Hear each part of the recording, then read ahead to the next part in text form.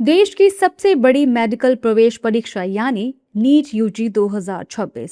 अब इस परीक्षा की विश्वसनीयता पर ही सबसे बड़ा सवाल खड़ा हो गया है। सवाल ये कि लाखों छात्रों का भविष्य बिक चुका था। दरअसल जांच में जो खुलासे हुए हैं वो बेहद चौंकाने वाले हैं।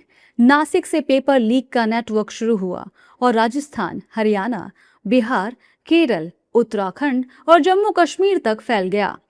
सीबीआई, राजस्थान एसओजी और कई राज्यों की पुलिस अब इस पूरे रैकेट की जांच में जुटी है।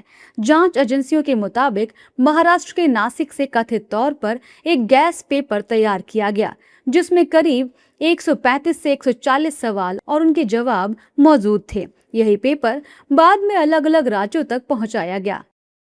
पेपर को महाराष्ट्र के नासिक से, हरियाणा के गुरुग्राम से, राजस्थान के सीकर और जयपुर के अलावा बिहार, उत्तराखंड के देहरादून और केरल के साथ जम्मू कश्मीर तक भेजा गया था।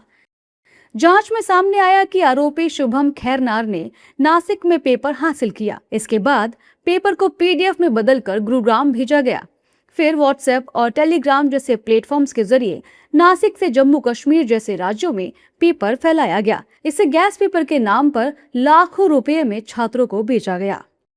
राजस्थान एसओजी की जांच में पता चला है कि एक पेपर सेट 10 लाख से 25 लाख रुपए तक में बेचा गया। कुछ आरोपियों ने एक ही सेट कई छात्रों को बेचा और इसी के जरिए करोड़ों रुपए की कमाई की गई। जानकारी के मुताबिक 10 लाख से 25 लाख तक पेपर की डील की गई। एक सेट कई छात्रों को बेचा गया। इसके लिए कई राज्यों में एजेंट सक्रिय किए गए और इस डील के जरिए करोड़ों रुपए का नेटवर्क बनाया गया। बहरहाल अब तक इस मामले में कई राज्यों में छापेमारी हो चुकी है। राजस्थान एसओजी ने 15 से ज्यादा लोगों को हिरासत में लिया है, जबकि नासिक से गिरफ्तार आरोपी शुभम खैरनार को सीबीआई ने अपने कब्जे में ले लिया है। अब एजेंसियां ये पता लगाने में जुटी हैं कि आखिर पेपर सबसे पहले कहां से बाहर आया। क्या इसमें कोई अंदरूनी नेटवर्क भी शामिल है? और क्या देश की सबसे बड़ी मेडिकल परीक्षा में सुरक्षा पूरी तरह फेल हो चुकी थी? फिलहाल पूरे देश की नजर अब सीबीआई जांच पर टिकी है, क्योंकि सवाल सिर्फ पेपर लीक का नहीं, बल्कि लाखों मेहनती छात्रों के भविष्य का है।